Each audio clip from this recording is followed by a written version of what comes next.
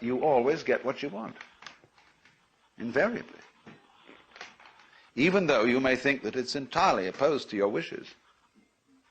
But if it's your karma, everything that happens to you, put in another way, everything that comes to you is a return to you of what goes out of you. Yes, obviously, that's absurd. If you confine the definition of yourself to your voluntary, conscious behavior. That's a ridiculous definition of oneself. Oneself, by any stretch of the imagination, must involve far more than the conscious and voluntary aspects of our behavior. And if we see that it involves intimately and inescapably the behavior of what we call the other, the not-self, the environment, and see that these two are moving together like the two sides of the snake when it swims, then you get a very curious feeling. You have to be careful of it if you've got a Western background. Because, and this is what happens to a lot of people who play around with psychedelic chemicals, there are many, many cases of inflation among these people. That is to say, when you get this sensation that the two sides of the world, the inside and the outside, are moving together, you may think, I am ruling it.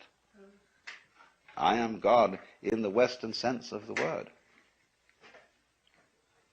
Therefore, your ego, instead of being, as it were, integrated and transcended with all this process, merely assumes vast dimensions, has megalomania, is blown up by the mystical experience.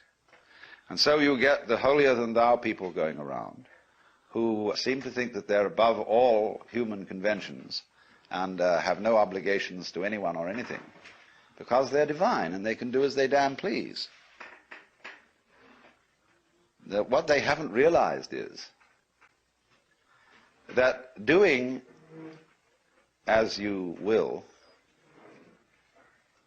isn't a new kind of behavior that you suddenly put on and say, from now on I'm going to go around doing as I will. You have to realize first that that's what you've always been doing.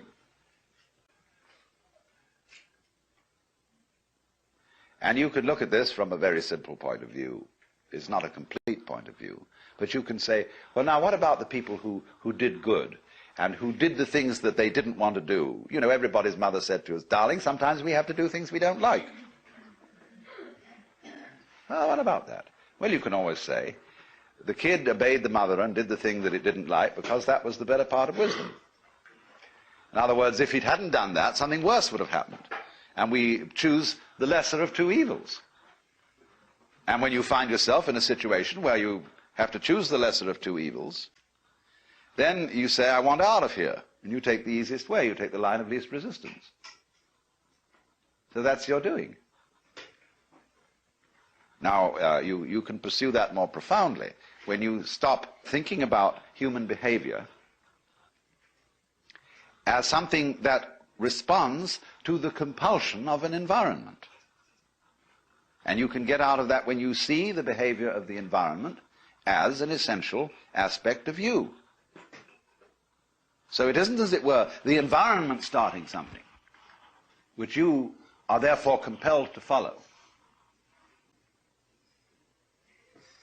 It's the whole system moving together. So then, you get in the state of liberated or mystical consciousness, you very often feel that a hill is lifting you up as you walk up it. The ground seems to heave beneath your feet, and up you go. And you get this strange feeling of lightness, of effortlessness. Walking on air, never a care, you know. This wonderful sense that there are no obstructions anywhere. There's nothing, as it were, banging you and making you do that. It all flows together. And that's a very common sense. That's, you are actually, in that state of consciousness, you are perceiving the goings-on, the Tao, the course of nature, in the way it's happening.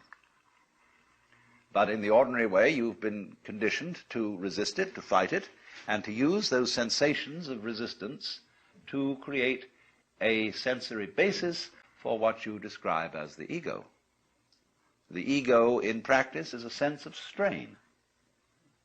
When you are aware of I, you are aware of a basic discomfort, which is located basically between the eyes,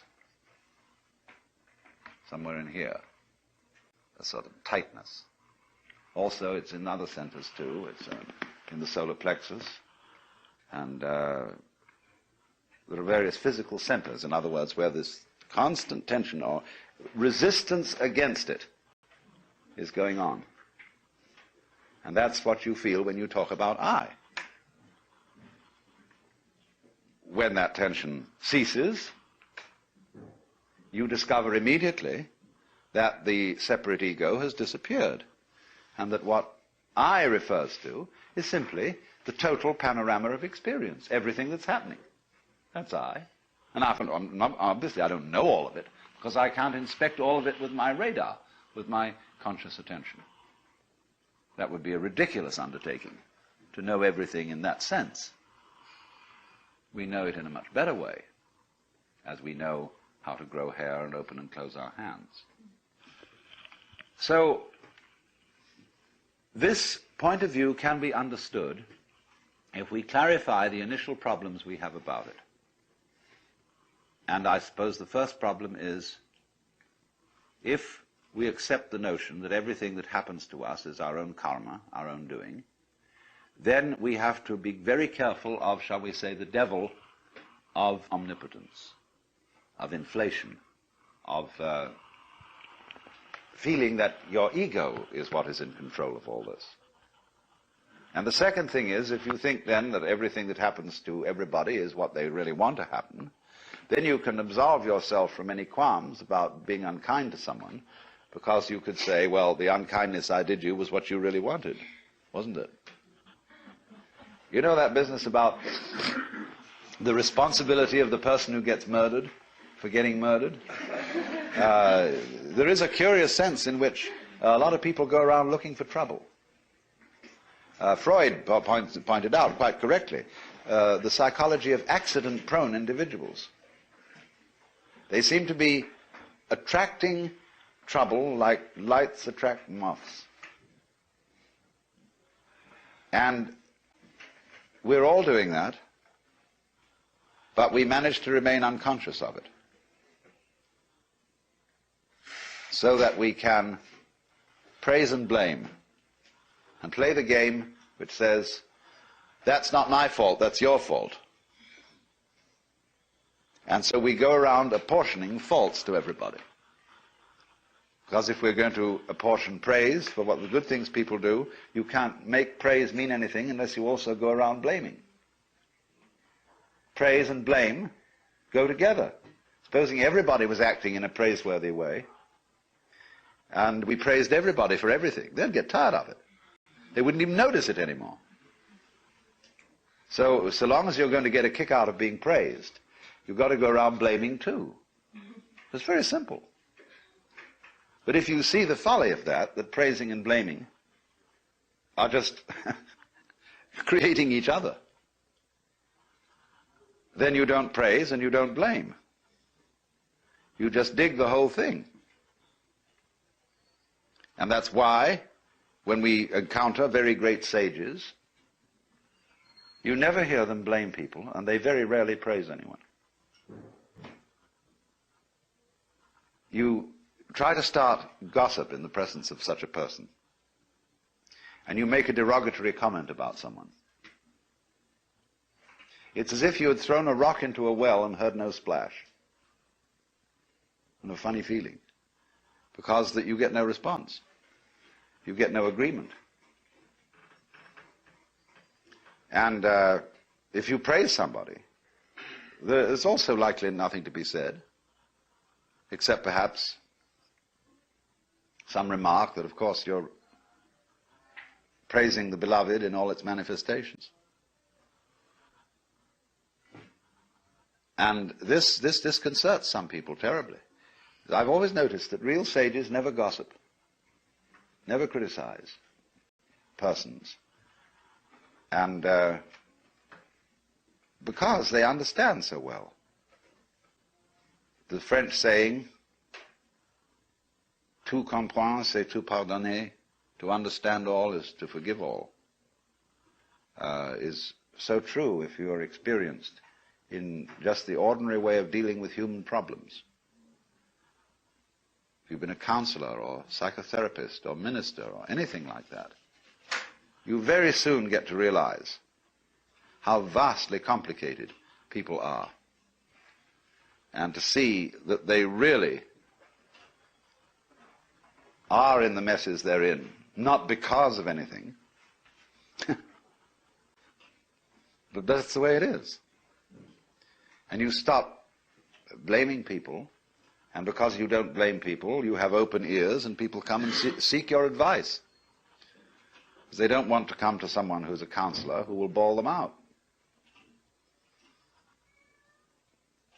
It's like dentists who simply accept the fact that people really don't take care of their teeth, and realize that the job of a dentist is precisely to look after people who can't be bothered to take care of their teeth.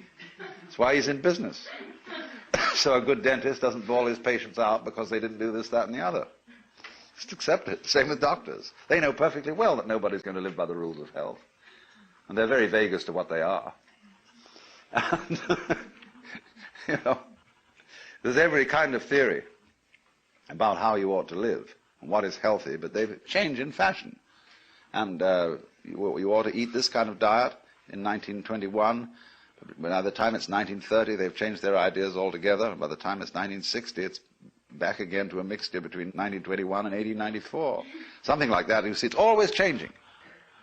So while the rules that are not so... You see, if they were all absurd, it would be easy. But they're not all absurd. There's some truth in it, always. But nobody's ever quite sure. So the function of healers and doctors and so on is just to do what can be done to stop the mess getting too messy. And they must accept it as that. That's their job. If I were healthy, you'd say to the doctor, I wouldn't need you. So you're in business.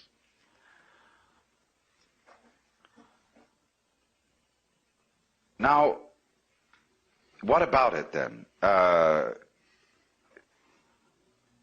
We have difficulty in seeing this mutuality of our relationship to the rest of the world because it's contrary to common sense, contrary to the way we've been brought up. And therefore we have what I would call an initial intellectual block to understanding it, quite apart from any emotional blocks or anything of that kind.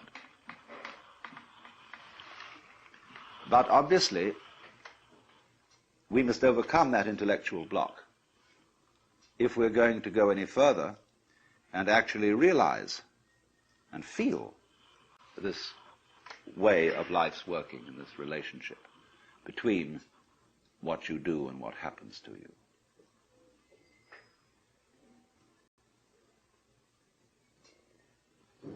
Then the question arises, then what do I do? Do I go around saying to myself, all this that's happening to you is what I wanted? I am inside and outside. I am the subjective and I am the objective. And I mean, you go around thinking thoughts about this, so as it were to talk yourself into this way of feeling. Well, that's very superficial, because this new sense of relationship to nature is something much more than an idea.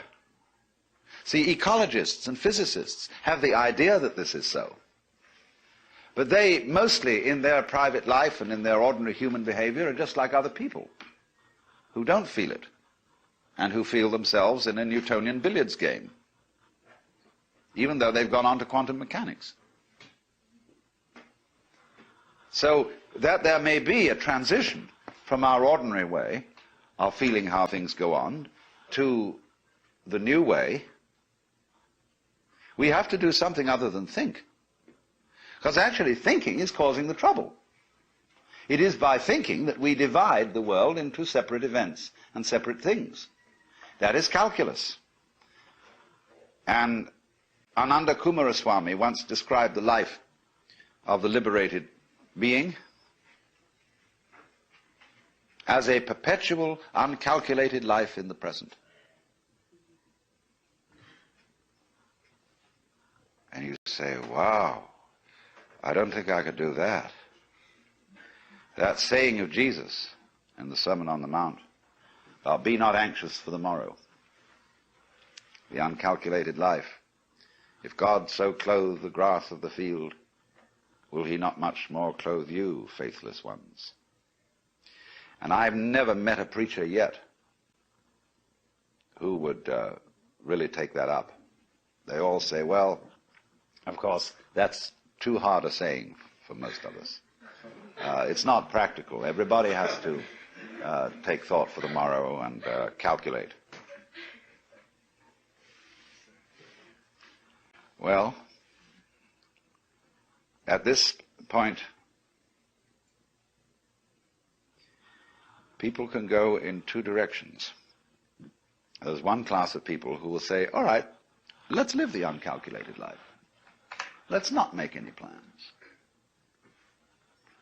And before you know where they are, they're living in a filthy pad and scrounging around and living on petty thievery and so on. This is the usual thing. This is got into it the wrong way. The first thing to do is, just as I said,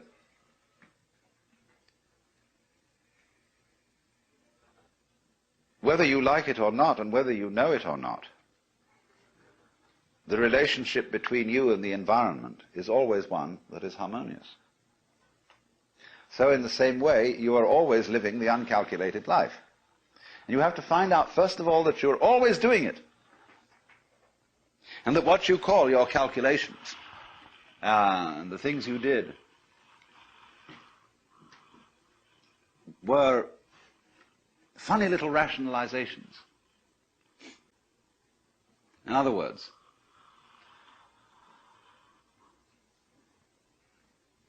your ego has about as much control over what goes on as a child sitting next to its father in a car with a plastic steering wheel that is turning the car the way Daddy drives it.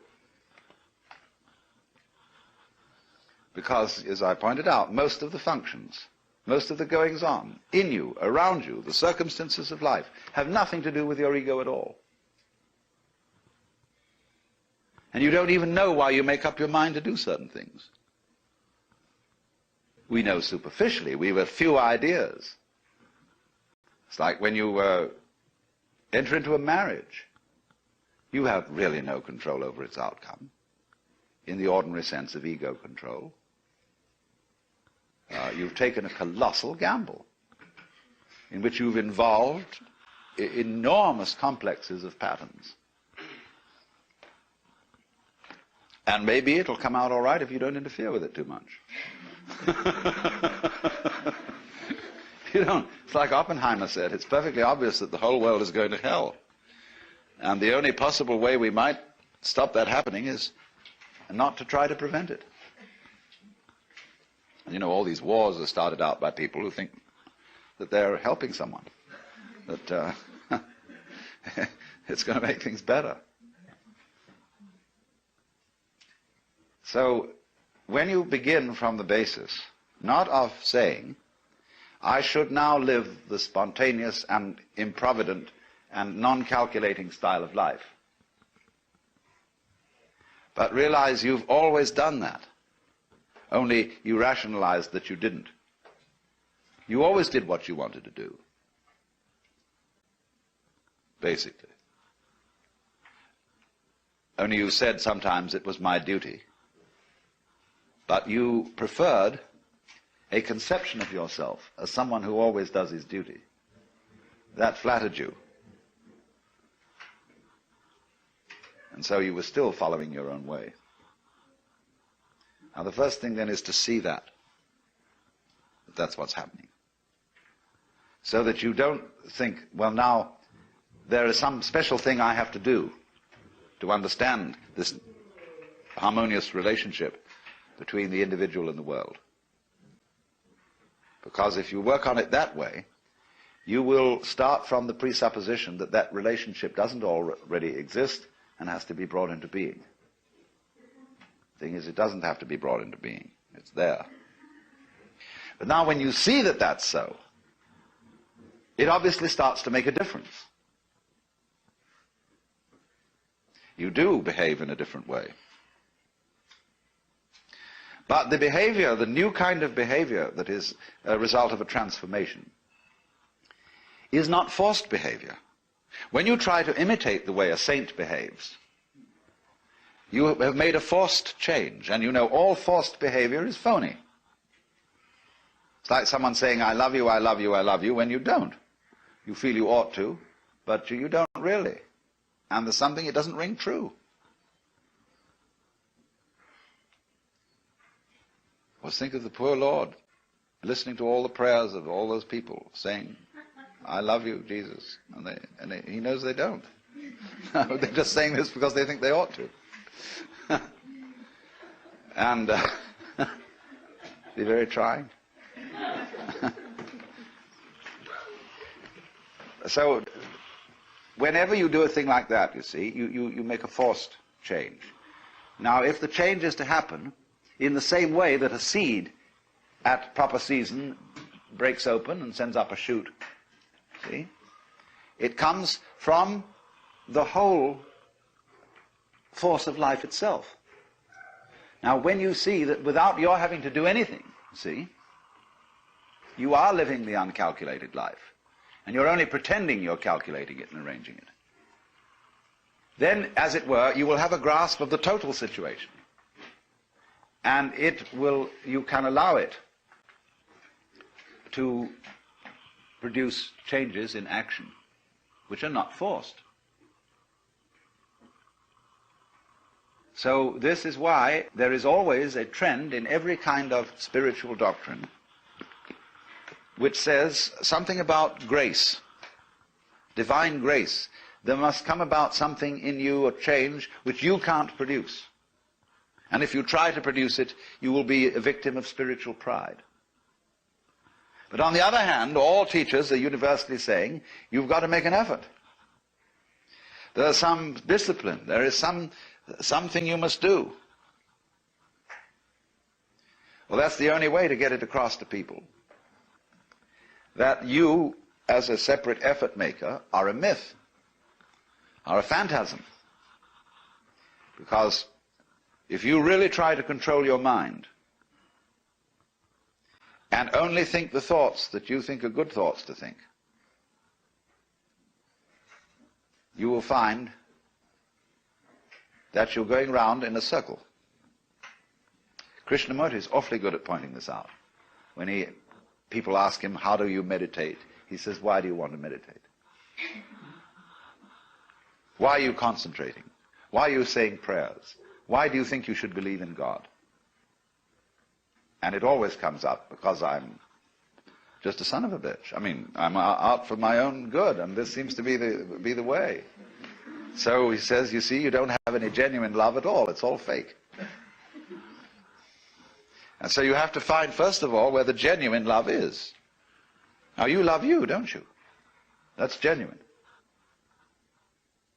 We won't argue about that. But then, when you start from this, I gave a talk some time ago to the Air Force. Their camp, or lab where they make weapons, do all the research. And they got a bunch of us there who were ministers and philosophers, and they had the nerve to ask us what was our basis for moral behavior, personal moral behavior. Well, I said, my basis for moral behavior is pure selfishness. And I'm talking, after all, to realistic people here, and I don't think we need to be sentimental and beat about the bush. After all, you're all warriors and fighters and so on, and you know how rough things are. So I'm going to say to you frankly, I'm out for me. But of course, I don't do it in a tactless way. I don't go around and hit people over the head and say, give me this, give me that. I'm much more subtle. I say, the good manners and please and how nice you all are and so on, and finally people feel massaged psychologically into a state where they'll give. But then I said after that there's some things that bother me. The first one is, if I love me, what do I want? And furthermore, who am I? Because if I'm going to be realistic about getting what I want, I've got to be pretty sure what it is that's me and what is the state of desire in me. If I am desire, see, if I am a center of desire, what's it all for? Well, I think of all the things I want. Well, it so turns out that none of them are me. When I say I want dinner, that doesn't mean I'm going to eat me up.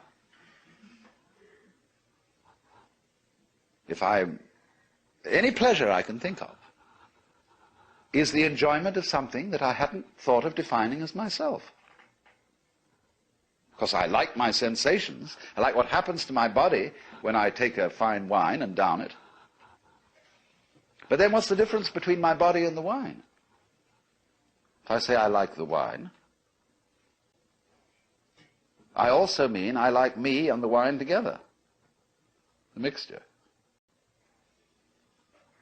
But then I don't eat you or a friend or a lover in the same way as I drink wine. I live in association and like this. But then I'm loving things that aren't formally supposed to be me. And as I go into it, in other words, as I investigate what I mean by me, I find that I can't put any limits on it. That I cannot experience me without you, or without the other. And they're inseparable. But you don't find this out until you investigate it, until you really go into the question, what do I want? And that's the most important investigation anyone can make, which I'm going into in the next session. The question of power. And all these military men, they think they want power. And so I said to them some very subversive and undermining things, without anybody knowing it until long after I'd left.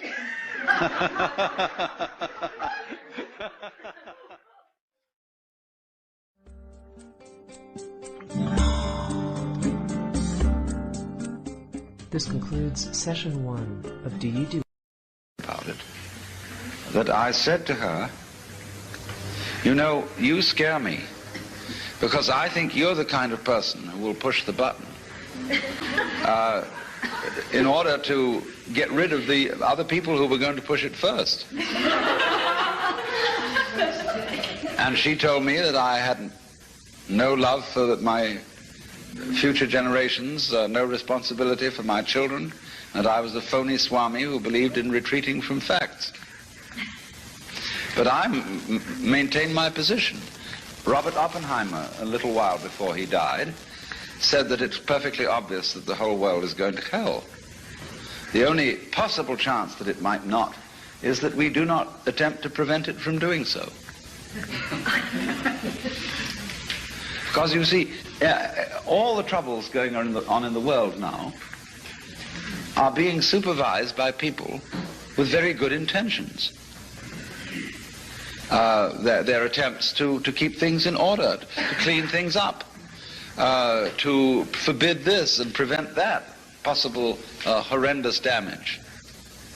And the more we try, you see, to put everything to rights, the more we make fantastic messes. And it gets worse. And maybe that's the way it's got to be. Maybe I shouldn't say anything at all about the folly of trying to put things to right, but simply on the principle of Blake, let the fool persist in his folly so that he will become wise. Will this be an argument against conservationists? This is an argument against all kinds of do-gooding. In other words, what I'm saying is, don't take me too seriously. I'm pitching a case for the fact that the civilization has been a mistake. that it would be much better to leave everything alone. That the wild animals are wiser than we, in that they, putting it in our crude and not very exact language, they just follow their instincts. And if a moth mistakes a flame for the signal on which it gets a mating call and flies into the flame, so what? That just keeps the moth population down. And the moth doesn't worry. You know, it doesn't go buzzing around in a state of anxiety, wondering whether this sex call is the real thing or just a flame. It doesn't think consciously about the future. At least we suppose this is so. Maybe it does, but we suppose that it doesn't. And therefore it isn't troubled. And but the species of moths goes on and on and on. And it's, so far as we know, it's been around for an incredibly long time, and maybe even longer than we have. Bees, ants, creatures of this kind, they have long since escaped from history, so far as we can see. In other words, they live a settled existence, which you might consider rather boring, because it doesn't have constant change in the way that we do. They live the same rhythm again and again and again and again, but because they don't bother to remember it consciously, it never gets boring. And because they don't bother to predict, they're never in a state of anxiety. And yet they survive. Now we, who look before and after, as Emerson says, and predict, and are always concerned whether this generation is going to be better or worse than the one that came before, we are tormented. And we just don't realize, because of this tremendous preoccupation with time, we don't realize how beautiful we are, in spite of ourselves. Because you see, the conscious radar is a troubleshooter. It's always on the watch out for variations in the environment which may bring about disaster. And so consciousness is, from one day's end to another, entirely preoccupied with time and with planning and with what has been and with what will be. And since troubleshooting is its function, we then get the general feeling that man is born to trouble. And we ignore in this preoccupation with conscious attention how marvelously we get on. How, for most of the time, our physical organs are in a fantastically harmonious relationship. How our body relates by all sorts of unconscious responses to the physical environment. So that if you became aware of all the adjustment processes that are being managed spontaneously and subconsciously by your organism, you would find yourself in the middle of great music. And of course this occasionally happens. Well, the mystical experience is nothing other than becoming aware of your true physical relationship to the universe. And you're amazed, thunderstruck by the feeling that underneath everything that goes on in this world, the fundamental thing is a state of unbelievable bliss. Well, why not? Why else would there be anything happening? Because if the game isn't worth the candle, if the universe is basically nothing but a tormented struggle, why have one?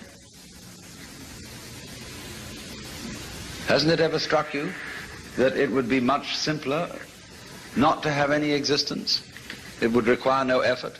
There would be no problems. So why is there anything going on? Let me say not why, but how is there anything going on?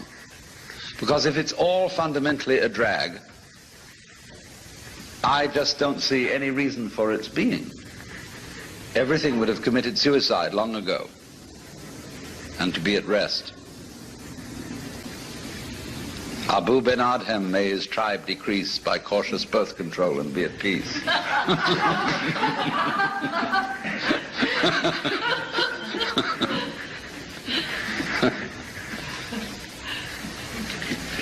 So we might work on this possibility then,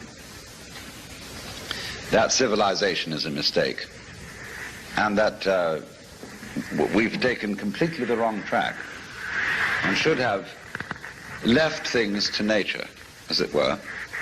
And of course this is the same problem that is brought up in the book of Genesis.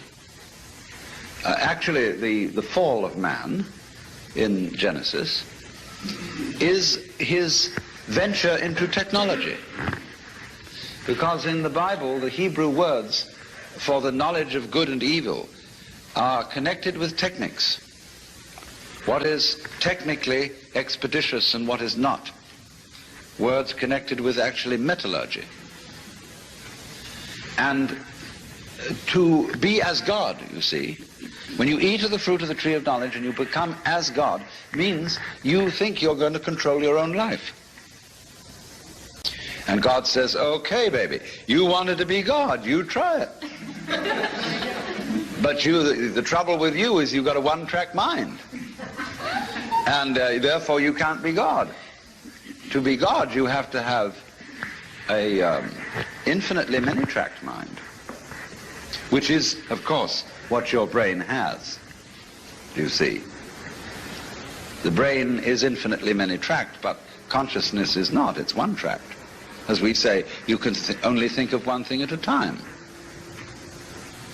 And you cannot take charge of the universe with that kind of a consciousness, because there's too much of it. As I explained before, too many variables. And our science can take care of a few variables, or of an enormous number of variables, as in quantum mechanics, by statistical methods. As we can use statistical methods to predict that most people will live to be 65 years old, at least, but we cannot say of any given individual whether he will live to 65 or not. That's what we wanted to know. But the problem is that the variables on each individual are too complicated. And we have not yet, you see, developed a science which can deal with, say, 50 or 100 or 500 variable systems. It's too complicated to think about. The computers are going to help us. But as yet, we're either on the low number or the extremely high number. And these are outside the range of the problems with which we're really concerned. That's why, for example, a lot of people have taken to using the I Ching, the Book of Changes. Because if you're tossing a coin to make your decisions, and everybody does fundamentally make their decision by tossing coins, it's better to have a 64-sided coin than a two-sided coin. The I Ching gives you 64 possibilities of approach to any given decision instead of just two. Yes or no. It's based on yes or no, because it's based on the yang and the yin. But in the same way that computers, digital computers, use a number system which consists only of the figures 0 and 1, out of which you can construct any number. And this was invented by Leibniz, who got it from the Book of Changes. It's amazing how this book is somehow always with us. But this then is a way of helping your own multivariable brain arrive at decisions, cooperating with your own mind. Because then again, after you've tossed your 64-sided coin, the oracle that you read that explains each particular hexagram in the Book of Changes is a sort of Rorschach blot. It is very laconic remarks into which everybody reads just exactly what they want to read. But that helps you make a decision by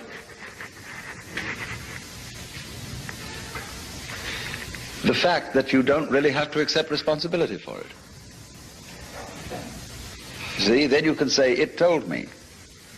I consulted the oracle. Same way when you go to a guru. You say, my guru is very wise and he has instructed me to do this, that, and the other. But it was you who decided on this guru. How did you know he was a good one? You see, you gave him his authority because you picked him out. It always comes back to you. But we like to pretend it doesn't. But the thing is that oneself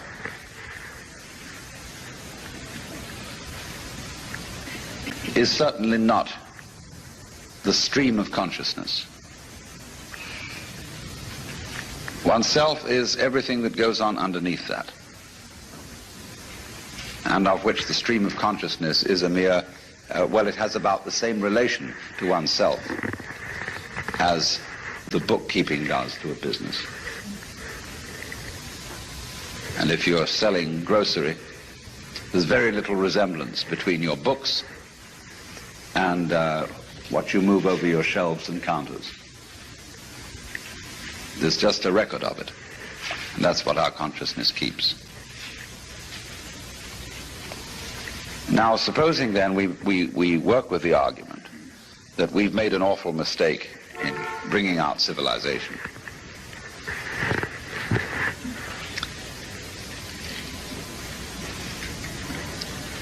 And we're not going to survive. Now, there are various things that can be said about this. Just as I made the joke that all stars used to be planets, one could say, well, is it such a good thing to survive? You know T.S. Eliot's Wasteland, where it says, this is the way the world ends, not with a bang but a whimper. But some people would rather end with a bang than a whimper. Some people are stingy, and they like to burn up their fire very gradually, conserving the fuel, and just keep enough heat going so that they get a long time. Other people prefer a kind of a potlatch situation, where they have a huge whiz-bang fire that goes out in a hurry. Now, who is right? Do you want to be a tortoise? You know, a tortoise that lives for hundreds of years, but drags itself around all the time, very slow, solemn. Or would you rather be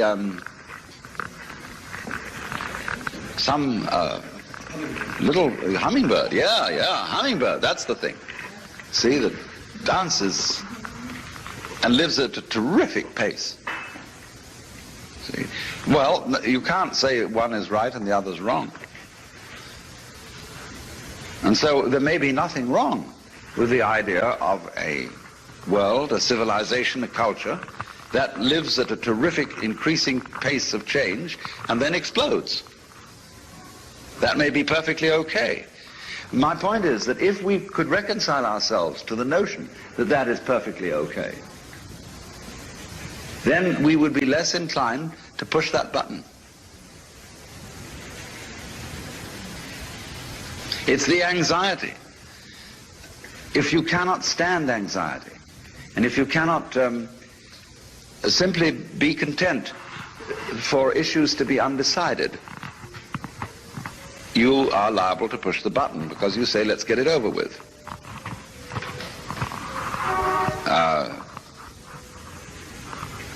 People who have trouble with the law and are manipulating the courts in one way or another always learn to delay everything. Put it off. Introduce legal red tape.